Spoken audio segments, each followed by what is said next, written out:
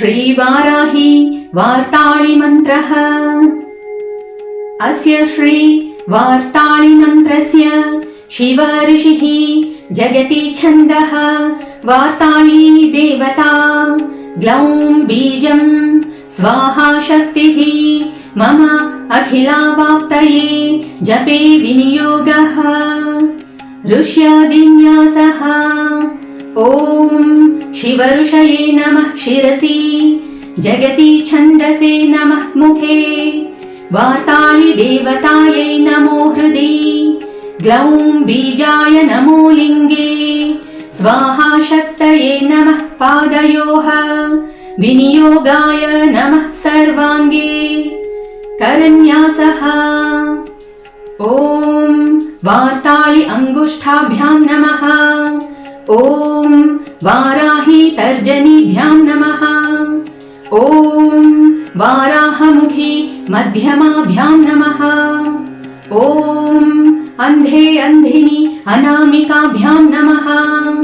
ॐ रुन्धे रुन्धिनी कनिष्ठिकाभ्यां नमः। ॐ जम्भे जम्भिनी करतल करपृष्ठाभ्यां नमः। हृदयादिन्यासः ॐ वार्ताळि हृदयाय नमः। ॐ वाराही शिरसे स्वाहा। ॐ वाराहमुखी शिखायै वषट्। ॐ अन्धे अन्धिनी कवचाय हुम्। ॐ रुन्धे रुन्धिनी नेत्रत्रयाय वंषट्। ॐ जम्बे जम्भिनी अस्त्राय फट्।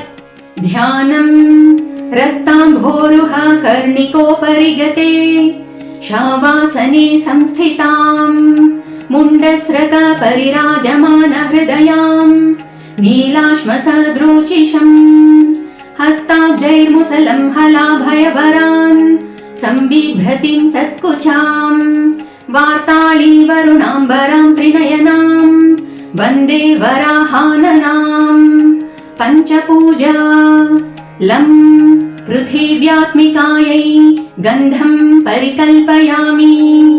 हम् आकाशात्मिकायै पुष्पं परिकल्पयामि। यं वायव्यात्मिकायै धूपं परिकल्पयामि। रम् आज्ञात्मिकायै दीपं परिकल्पयामि। वम् अमृतात्मिकायै अमृत नैवेद्यं परिकल्पयामि। सं सर्वात्मिकायै सर्वोपचारान् परिकल्पयामि। अथ चतुर्दशोत्तर शताक्षरी मन्त्रः। ॐ ऐं ग्लौं ऐं नमो भगवती वार्ताळि वाराहि वराहमुखी। ऐं ग्लौं ऐं अन्धे अन्धिनी नमो।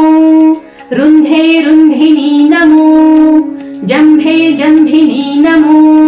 मोहे मोहिनी नमः। स्तम्भे स्तम्भिनी नमः।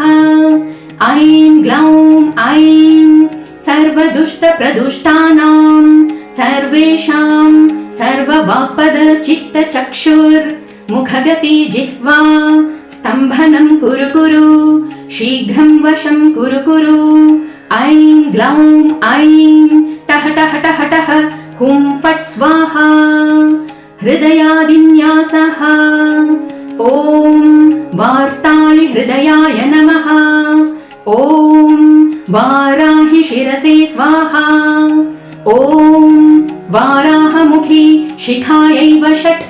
ॐ अन्धे अन्धिनी कवचाय हुम्। ॐ रुन्धे रुन्धिनी नेत्रत्रयाय वंषट्। ॐ जम्भे जम्भिनी अस्त्राय फट्। समर्पणं गृह्याति गृह्य गोप्रीत्वं गृहाणास्मत्कृतं जपं। सिद्धिर्भवतु मे देवी त्वत्प्रसादान्मयि स्थिरा।